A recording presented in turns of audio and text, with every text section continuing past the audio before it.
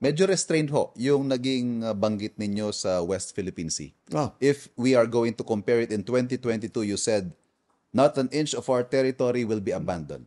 2024, you said, the WPS is ours and will remain ours. Ito hong huli ninyong SONA, sinabi ninyo, we are a friend to all and an enemy to none. What prompted this shift in tone? there is no shift in tone. My first interview, tinanong ako, anong foreign policy natin lalo na sa China? And that was my answer. Hindi naman nagbabago because continuing to defend strongly our territory is not mutually exclusive from being a friend to all and an enemy of none. Wala naman talaga tayong kinakalaban eh. Lahat naman kinakaibigan natin. Pero ipagtatanggol natin ang soberanya ng Pilipinas, ipagtatanggol natin ang teritoryo ng Pilipinas. You can do both. You don't have to choose one or the other. So ganyan ang ating position. You've always emphasized the importance of establishing a binding code of conduct in the South China Sea. Yes. Mag-host ho tayo ng ASEAN next year. Do you think we can take a bigger and more concrete steps to advance the conclusion of a binding code of conduct? We will certainly try because it is very, very important. Pagka nagkaroon ng ganyan, magiging maliwanag kung ano yung rules sa lahat, hindi lamang sa atin. Lahat ng nakapaligid sa South China Sea, lahat yan, sasabi na, wala nang ganito, wala nang ganyan, wala nang banggaan, wala nang magtatayo ng bagong island, wala nang gagawa nito, which was the original code of conduct. Something like that made it very, very clear what is expected of each country, each signatory country. Yeah? And that will make things a bit easier. Kasi hindi ka nag-aalangan na baka may mangyari, anong mangyayari. Hindi na pwedeng mangyari yan. Dahil pumayag, nagpirmahan na tayo, nag-agree na tayo na hindi natin gagawin yan. So that's why it is very, very important. And it's very important to the Philippines because ang pinakamainit na lugar sa West Philippine Sea ay dito sa banda sa atin.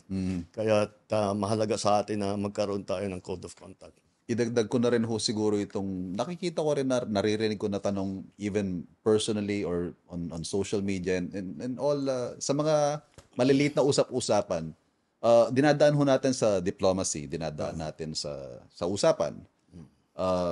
Pero yung China, dangerous maneuvers, water cannon, Philippines files a protest, repeat. Ano ho kaya ang magbabago? Ano ho kaya ang pwedeng gawin pa para mas ma-assert ang karapatan ng Pilipinas sa region? We can only control what we do. We cannot control what other countries do. But we keep our lines of communication. Once the lines of communication are closed, then there is no room for improvement. That's why we keep the lines of communication open. Even kung minsan, sinasabi, it's useless, bakit pa, wala namang nangyayari. We have to keep on trying. We have to keep those lines of communication open. Hindi mo pwedeng isara na lang na ganun. Pagka ginawa mo yun, mas lalala ang sitwasyon. The Philippines is prepared to host ASEAN in 2026, Mr. President. What kind of Philippines do you want our neighbors to see and appreciate?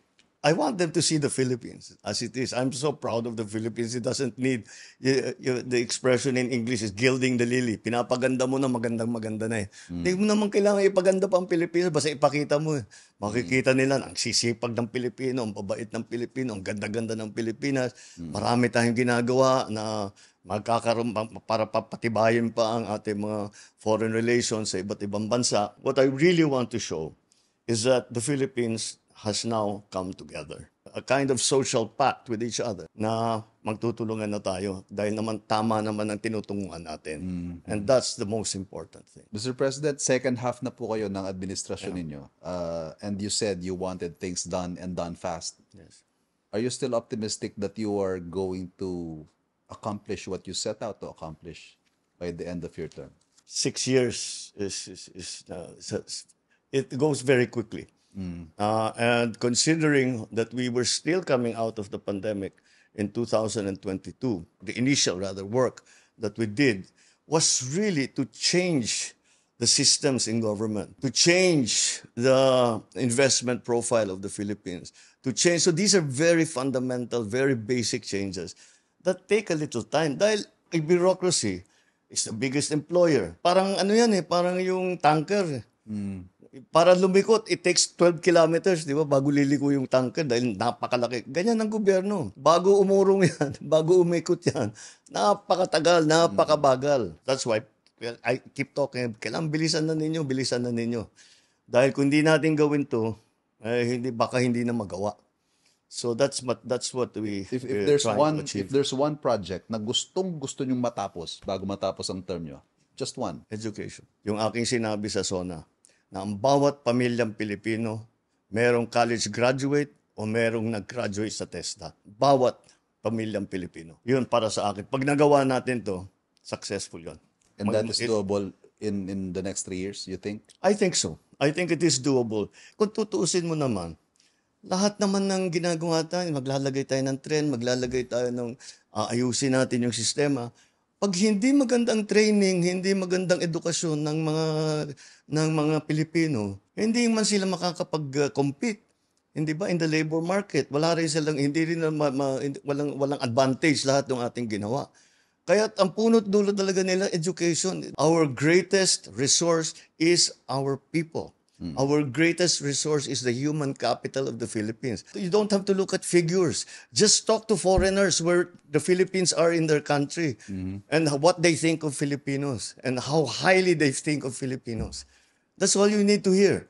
And what are we doing? We should not waste that. We should not waste that. In many industries around the world, if all else being equal, kung pantay-pantay lang lahat, Pilipino yung kukunin ko.